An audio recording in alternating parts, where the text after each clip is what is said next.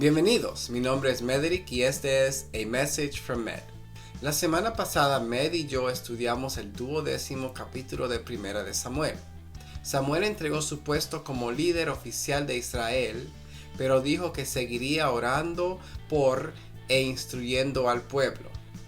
Él los amonestó a serles fiel a Dios porque, si insisten en hacer lo malo, tanto ustedes como su rey perecerán.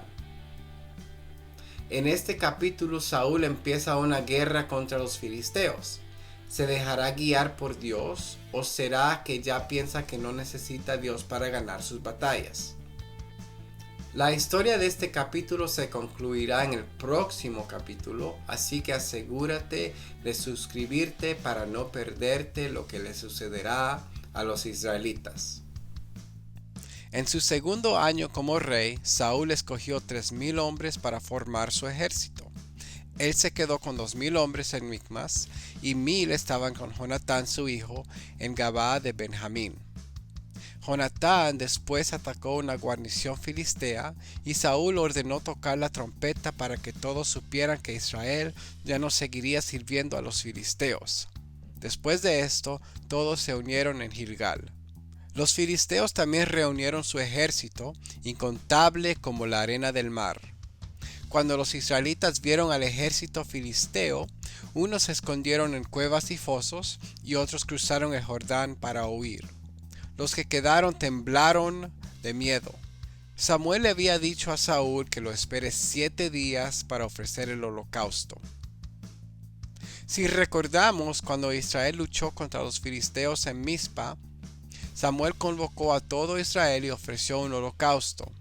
Ese día Dios luchó contra los filisteos usando grandes truenos que atemorizaron a los filisteos, y así fue que Israel obtuvo la victoria. Al ver que Samuel no llegaba, Saúl ofreció el holocausto. En la mente de Dios estaba que los reyes y los sacerdotes tengan funciones diferentes.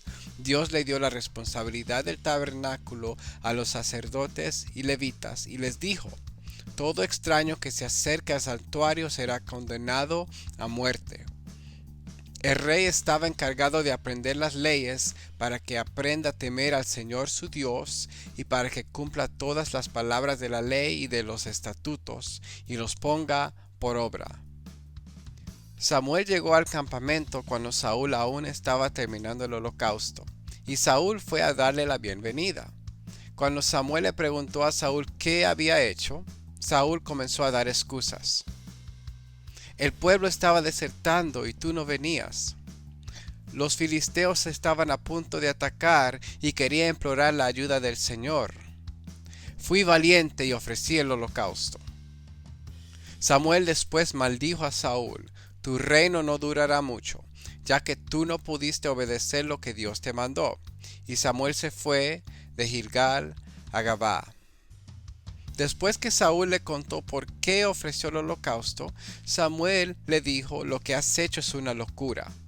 Al decir esto, Samuel estaba enfatizando que Saúl había cometido un error moral y espiritual al desobedecer el mandamiento de Dios. Saúl después pasó lista a su ejército para ver cuántos soldados le quedaban, y de los 3,000 le quedaban 600. Ellos siguieron a Samuel a Gabaa. Los filisteos después despacharon 3 escuadrones de espías a través de todo Israel. Al final del capítulo aprendemos un detalle muy importante concerniente a las armas de los israelitas. Los filisteos no habían permitido que los israelitas tuvieran herreros, o sea, personas que trabajan con hierro. Así ellos se aseguraban de que los israelitas no fabriquen armas. Además, ellos cobraban un alto precio para afilar sus herramientas de agricultura. Tan desarmados estaban los israelitas que solamente Saúl y Jonatán tenían espadas y lanzas. Cuando Saúl vio que su ejército estaba desapareciendo, decidió tomar acción y ofreció el sacrificio. Lamentablemente, esto no fue lo que Samuel le mandó a hacer. Samuel lo mandó a esperar. Tal vez pudiéramos interpretar esto como: bueno, no tengo que hacer nada en la iglesia porque si lo hago, Dios me castigará. Pero no es así. La responsabilidad de Saúl no fue ofrecer sacrificios, sino aprender las leyes de Dios y ponerlas en práctica. Y así él aprendería a temer a Dios. Saúl o no sabía la ley de los levitas y los holocaustos, o simplemente las ignoró. Si tratamos de tomar acción en nuestro ministerio sin tener una relación con Dios, no nos irá bien. Por eso Dios le dijo a Israel desde que salieron de Egipto que obedezcan sus mandamientos. Moisés enfatizó al despedirse que los israelitas deberían repetir los mandamientos a sus hijos y a los hijos de sus hijos. Esperar es algo que es difícil hacer y típicamente es porque no confiamos totalmente en el Señor. Isaías, después de consolar a Israel, les explicó que Dios es incomparable. En su presencia todas las naciones no son nada. Él tiene su trono sobre el arco de la tierra. Él convierte en nada a los poderosos y a los gobernantes de la tierra. Tan grande es su poder, tan poderoso su dominio. Él finaliza este capítulo exhortando al pueblo a confiar en Dios, y así Dios les dará fuerzas. Primera de Samuel 13 menciona que lo que llevó a Saúl a apresurarse para ofrecer el sacrificio fue ver que el ejército lo desertaba. Muchos soldados ya habían huido cuando vieron el gran ejército filisteo. Así que Saúl tal vez se puso nervioso cuando vio que aún más soldados estaban desapareciendo. Parece que él estaba más enfocado en ganar batallas con sus propias fuerzas que con la ayuda de Dios.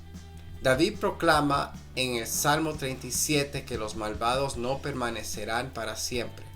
En cambio, los que practican el bien heredarán la tierra. Él también manda a confiar en Dios porque Dios se encargará de todo. Además, David dice que uno no se debe alterar porque eso solamente empeora las cosas. Finalmente, él dice, la salvación de los justos proviene del Señor. Él les da fuerzas en momentos de angustia. El Señor los ayuda y los pone a salvo. Los libra y los pone a salvo de los impíos porque ellos pusieron en Él su esperanza. En este día oro para que Dios te ayude a confiar en Él y no en tus propias fuerzas. Solamente así podrás tener la verdadera victoria. Muchas gracias, Dios te bendiga.